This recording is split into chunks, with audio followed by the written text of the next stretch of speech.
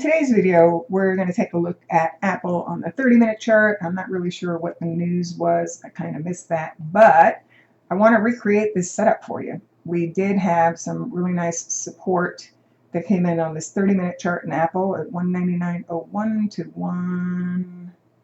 199.26. Okay, it hit, it held, it triggered, and it's almost met two targets because target number 2 is 206.39. We already went through target number 1. So let's go back to a blank chart and see if I can show you how I came up with that. So it's as if this wasn't happening. So let's just get that out of the way. So one of the things that I always like to do is compare swings in the same direction. And that's by using a three-pointed tool. And that's where I mostly use 100% projections, which I like to call symmetry projections. Okay, symmetry is basically similarity or equality when comparing swings in the same direction. So let's just go over some of these, or look at some of these past swings and compare them. So this high to this low, projected from this high, and that came in a little bit lower at 199.01. But let's check some of these other swings. Now, sometimes you just have to test them because we go through them and then they don't have value anymore. But yeah, but sometimes you just have to try it because you can't tell. So this one we're going to get rid of because the market went through it. And let's see, what about potentially this high to this low, projected from this high? Okay, that comes in lower.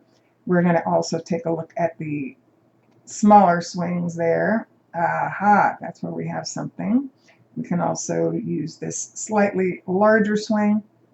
Okay, that comes in a little bit lower. All right, and then this one, I'm pretty sure we've gone below, so I'm going to check it anyway.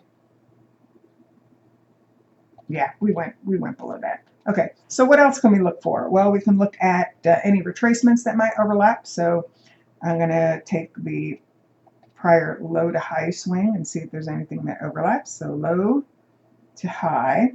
Okay, well, we went a little bit through that 50%, so we're just going to get rid of it because we're covered by that symmetry. But what about some of these smaller swings? Let's take the higher low to the high. Okay, we're actually through that 618 too, so we're not going to use that one. All right, and then let's see.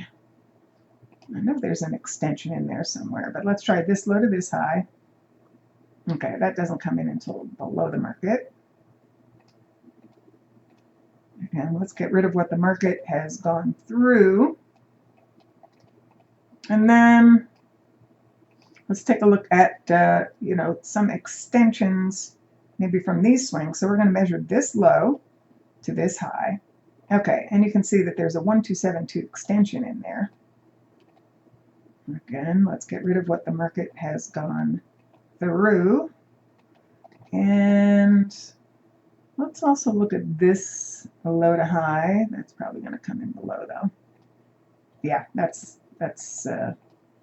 below the market. So it looks like we have 3 projections. Again, one of them being this high to low projected from this high, and then we also have that 1272 extension. Let's see, is there anything else I can find? It's possible to maybe even add this low to high or this low to high. So let's just double check it. Low to high. Okay, no, that doesn't match up. Let's try this one, low to high. This one was a little bit through, so I'm not going to use it because we did have, the other price relationships. But bottom line, there's 2 areas that were really starting to stand out in Apple for possible support, and this was one of them, the 199.01 to 199.26 area, or we've got this 198.06 to 198.65 area. But we ended up hitting and holding this first one. But let me see if, and again, we did meet the targets, but let me see what kind of trigger there was. And let's see, I'm going to go ahead and grab this one over here. So we'll put in Apple. No, let's use a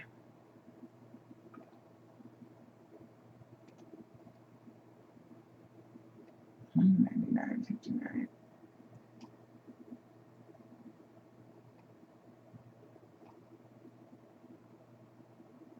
You know what? This chart's not making sense to me. Anyway, we did end up testing and holding key support on the 30-minute chart. I know it did trigger on the lower time frame chart. I just have to double check. Actually, let me do it this way. Apple, let's go down to 1-minute chart. There we go. Okay, yeah, the other chart didn't look right. So chart load template. I'm going to use the 834 EMA crossover.